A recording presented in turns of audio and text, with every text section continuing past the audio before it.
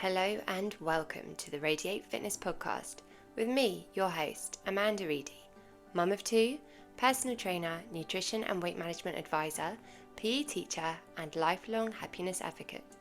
This is a podcast for you, the busy mum, where we'll talk about ways to prioritise your own fitness, health and happiness, because if you feel great, you thrive, and so does your family. Let's get started. Hi and welcome to this week's festive episode of the Radiate Fitness Podcast. This week I am going to be talking about how Christmas can be the most magical time. I really do love Christmas. However, Christmas can also be an overwhelming time. And this week I am going to talk about ways to navigate the Christmas period without the overwhelm so that you can find your sparkle and hold on to it and shine throughout the whole of the Christmas season. That's the aim anyway. So, if I am completely honest, I prefer the run up to Christmas over the actual Christmas Day, Boxing Day, and in betweenmas times that occur, the big event. That is lovely and I do love it and it's really enjoyable, but for me, it is the magic in the build up. It is such a busy time, but this could sometimes also be a bit too much. And it's just how we navigate this kind of like busyness, the kind of, what's the word I'm looking for? The expectation for everything to be so magical and warm and cozy and exciting for pretty much a whole month can be really, really difficult. But I think there are ways that if you kind of like tackle it head on in a good headspace and with a bit of a plan, you can really kind of embrace it and bring it to life and have a really lovely time. So I'm going to take you through the Christmas warm-up and the time before the Christmas holidays start within my house and in my life. So it's the first weekend of December. This is when we always put up the Christmas decorations in my house now and also when I was a child. I remember it so well.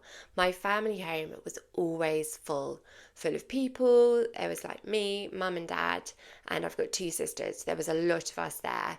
It was always full of sound. It was not a quiet and calm place. There was always something going on, friends coming round, just like full of smells of cooking, Christmassy candles, just like so much stuff everywhere. You could smell the mince pies that my mum was baking in the kitchen, that kind of like lovely sweet pastry smell. There was also that slight kind of like musty smell of the Christmas decorations that have come down from the loft after spending kind of like the past 11 months of the year sitting up in the cold. And it just kind of like, it is so reminiscent. It is so familiar. It is kind of like, I think about Christmas and actually, I don't necessarily think about Christmas morning and opening presents, although I've got big memories of like creeping downstairs and looking at our fireplace where the stockings were and creeping into the lounge and seeing all the presents under the Christmas tree and just feeling so excited. But the kind of like the very beginning, the opening up of those really old cardboard boxes, slightly faded because they've been around so long with their one purpose of holding thousands of Christmas decorations that my mother has collected over time. It's so exciting. It's the beginning of a new, fresh time, even though it's like a familiar thing, which is pretty similar every year. You knew exactly what to expect when you peered inside those boxes. The familiar decorations, the tinsel shredded a little bit more than it was last year, all the little tiny ornaments that my mum had ever so carefully packed away ready for the next year. It was exciting. It is exciting. I'm excited about kind of doing this again this year. I'm recording this a little bit earlier. It was comfy, it was cozy, it was wonderful. It's like all of those memories that you just kind of like have within your heart and you kind of like keep really close. Me and my sisters loved it. Mum and dad loved it too. I just know they did. And I think now it is still for all of us a really magical time.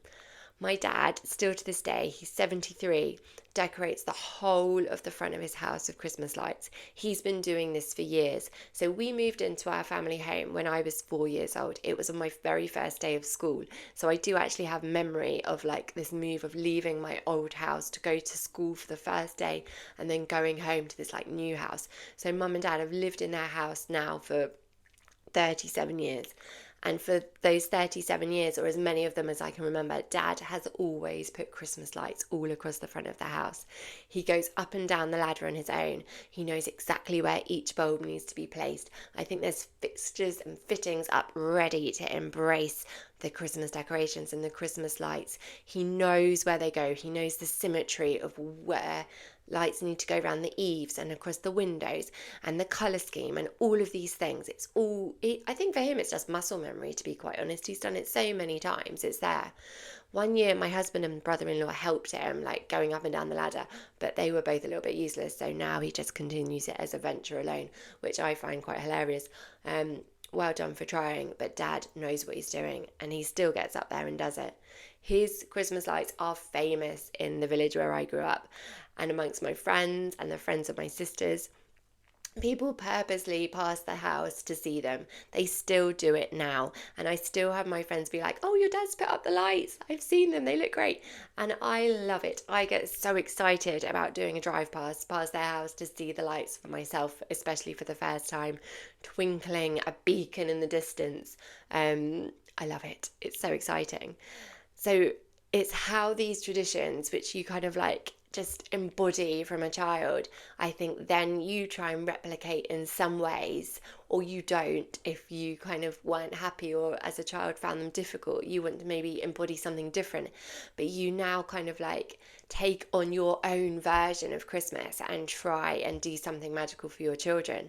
So the decorations that we have at my house, when my grandma died, I had her Christmas tree and her decorations, and I still have them, and it is still the decorations and tree that we use in our house each year.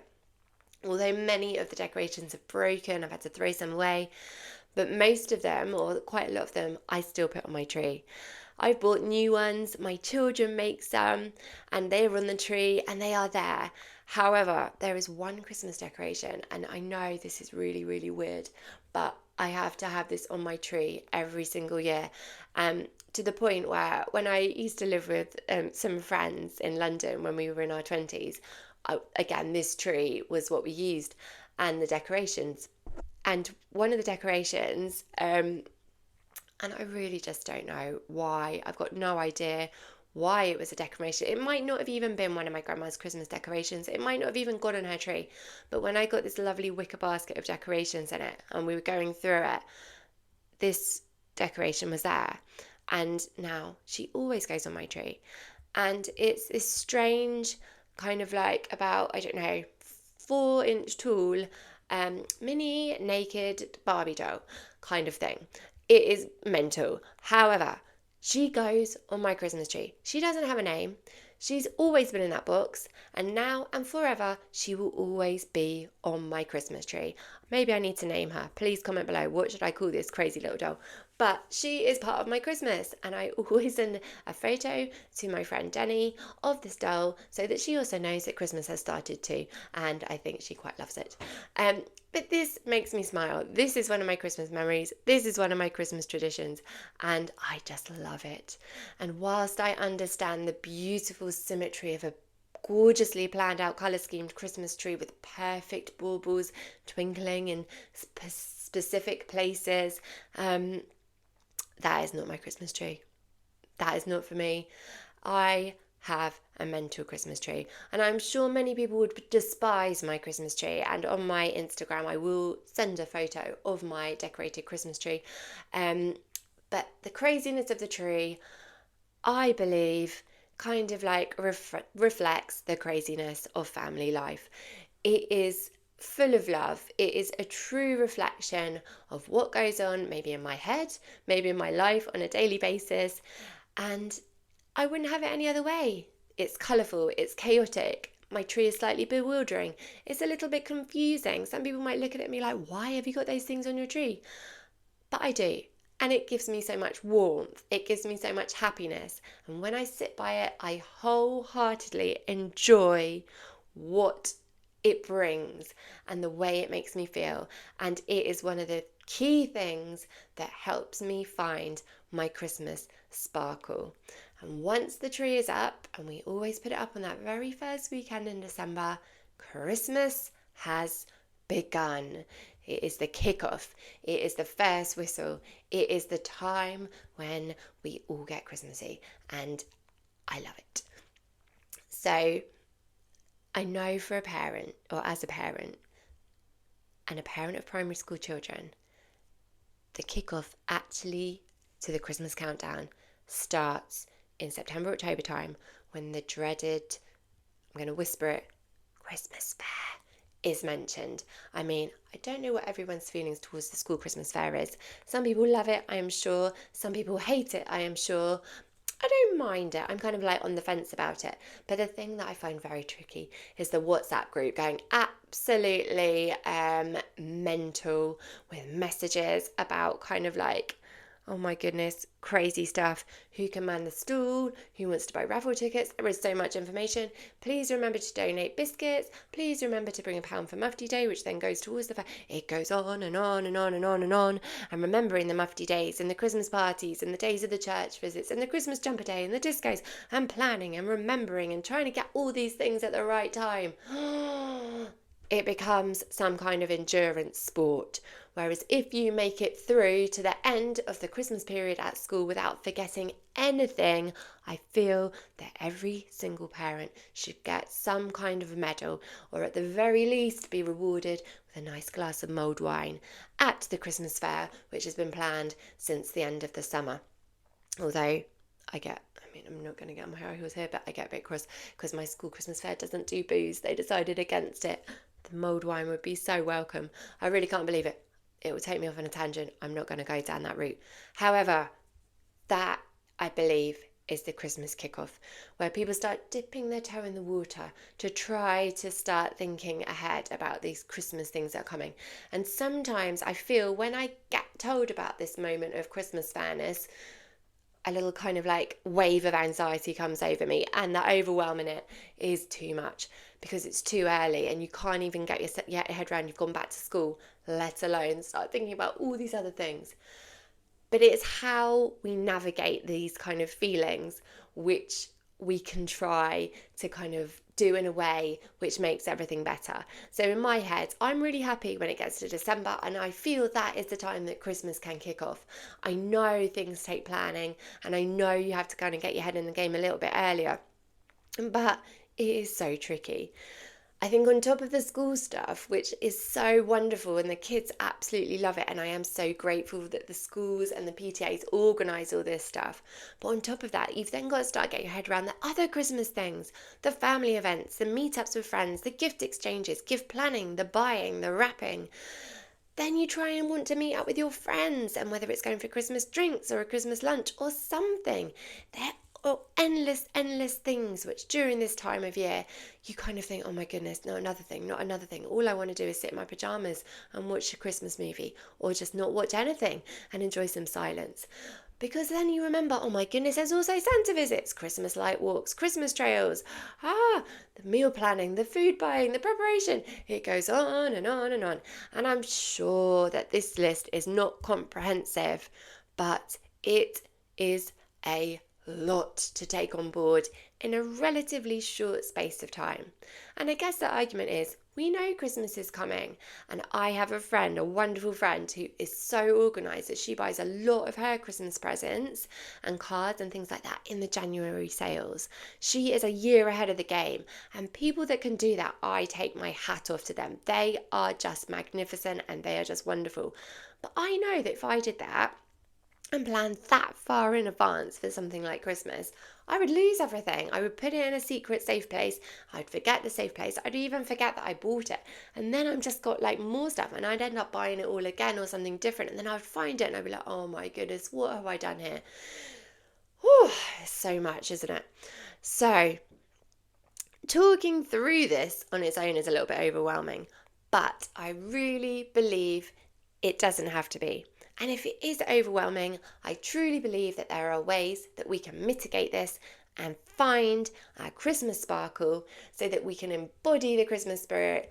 We can stop feeling like we're going to fizzle out like a sparkler, burning its way out to the end, and we can actually really enjoy Christmas. We can celebrate it the way that we want to celebrate it, and you can do as much or as little as you want and still please everybody in a certain way. I think it's really, really hard, but with most things, as a mum, you think about yourself last. I think this is really common, and that's why for me and my company and Radiate Fitness, my aim is to help mums prioritize themselves so that they can thrive. And this is kind of like the underlying message within this episode of different things that we can do during the festive period, which allows us to prioritize ourselves a little bit and also have fun, enjoy this brilliant time of year rather than be overwhelmed by it. So, here we go. Firstly, I want you to try and have a lovely time. I want you to try and think about the social interactions that you would like to have, because social interactions are so key to good health and happiness. Be selective, and I know this can be so hard, but if you can be a little bit selective about what you do, it can really help. So I've got a wonderful friend who is probably the best person I know for setting boundaries. Not only is she amazing at setting boundaries for herself, she is also incredible at teaching other people to set boundaries too. Whilst I still firmly believe in the idea of saying yes to more things because you just don't know what experience it might bring you or the opportunity or the door that will open, I will caveat this a little bit at Christmas time. You cannot say yes to everything, and if you do, I think that is when things get really difficult. So say yes to the things that really light you up. If you love seeing the Christmas lights and somebody says to you, shall we go to wherever, like Wisley Gardens, Kew Gardens, they're quite local to me, and they have these amazing Christmas light walks, and that is what you want to do, say yes and see if you can go. I know you've got to book in advance often, but those kind of things are really good. Say yes to the things that light you up, the things that maybe you wouldn't do if someone hadn't suggested it, but you actually love the sound of doing it, and something that you would genuinely regret not doing. Listen to your gut. Do not just say yes to people please, because that is when you end up doing this at the expense of yourself having a terrible time. Or don't say yes to people that you don't actually want to see, or you're just trying to fit in because you feel you should. And also, try not to just put so much stuff in your calendar that it becomes so overwhelming that you don't have that little bit of time just to have a breather, to have a break, to let the kids relax at home, because it can be exhausting. The more things you try and do, the more tired everybody gets. So be selective by setting your boundaries. Do things, say yes to things which really are going to be enjoyable for you and your family, and maybe just gently say no to some of those things that you kind of think, oh, well, I should do that, but I really don't want to. It's so much going on at Christmas time. It's very easy to try to fit in everything, and when you do this, you do not have quality time. You do not have the enjoyment of everything. I've done this before. I've tried to people please. I've tried to go and see everybody and do all of the things, and actually I don't think I really enjoyed any of it particularly. So by being realistic and setting realistic timing, so on one day you might get invited for a morning Christmassy walk and then invited for dinner at a friend's house. Maybe that's too much for you. Maybe it's not too much for you, and if you're one of those people that loves doing everything and all the things all the time, go for it. But if something inside you is saying, I just can't do that, listen to yourself. Give yourself a break. That is absolutely fine. And do not feel guilty for setting boundaries. If you need to say no to things, just do it kindly and move on, and do not berate yourself. Sometimes it's that whole kind of cancelled meeting thing, isn't it? When someone cancels a meeting and you find you've got an extra half an hour of free time, it's amazing. It feels so great. So maybe for somebody else that had actually suggested doing something and everybody getting together, and somebody says, actually, no, I can't do that, maybe they might feel a little bit relieved by it as well. You don't know. But look after yourself. You are important. You need to protect your time and you need to protect your energy as best you can so that you feel that you are not overwhelmed and you can really have lots of fun yourself. Right, my second idea to try and help cope with the overwhelm of kind of Christmas and everything that's going on is just to try and keep up your normal routine in terms of your health and fitness as much as possible. But again, Christmas caveat here, let yourself have fun. So Christmas is a key time with all the busyness going on for routines to go out the window. Whether this is kind of your exercise routine, if you're used to exercising at a certain time each day, or what you eat on a daily basis, ensuring that you're nourishing yourself correctly, your sleep routine, all of these things. You have routines and habits that people stick to, and at Christmas time they can go out of the window. There will be more chocolate around, there will be more cakes, mince pies, more booze, delicious snacks, all of these things. That is fine and that is great, and I am a true believer in you should enjoy yourself. You should enjoy this time of year. You should not feel bad for it. However, if you at least try and have kind of like an underlying continuation of your good habits, that is really going to help you. So if you can, a really good way to do this is to focus on one thing. So maybe focus on one of these following things. Keep up with your exercise because it also helps you to manage the mental load. It clears your head. It keeps you energized. And also it's a really good way to try not, as I've got older, sometimes if I eat more of these treats more frequently, I feel quite bloated. Exercising is a really good way to help relieve the bloat. So it's a really good thing to try and keep doing. Also getting outside, being in nature, going for a walk, take the kids with you if you can get them out the door. Is really good for everybody. It gives you a breath of fresh air and it gives everyone a good breather. So that could be the first kind of like habit that you want to try and keep going at. Sleep at this time of year is another thing that can go out the window, because if you are going out for maybe meals or going to Christmas parties or staying up late or going for drinks, all of these things can affect your sleep. But if you can try on most days to go to bed at the same time that you would normally and get up in the morning at the same time normally, having an established routine there can really help. Hydrating yourself, drink loads of water. If you're having a few extra Christmas drinks, a few extra Christmas bubbles maybe, alternate with water because it will really help regulate your body and prevent kind of extra tiredness that you can feel through drinking alcohol. Also during this time, try and give yourself alcohol-free days. So try not to drink every single day of the Christmas period because obviously we know that is not good for you. It disturbs your sleep, it disturbs your energy levels, it can make you irritable, and we don't want to be irritable at this time of year when you just want to have fun and enjoy yourself. But mostly be kind to yourself. If your great habits that you've established over the past few months or year slip for a little bit, that's fine. It won't harm you. Just as long as you can try and get yourself back on track at some point, it is absolutely fine. The most important thing is that you have fun, you enjoy yourself, and be kind to you. Again, do the things that make you feel good because that is like your protective blanket that you can encase yourself in to help you cope with the craziness which often is going on around you at Christmas time. Finally, my final idea to help you cope with the overwhelm is to treat yourself. Give yourself a Christmas present from you to you. Do something for yourself. This might feel a little bit luxurious or a little bit grandiose, but it could be the thing that you need. And this could be something little or it could be something grand.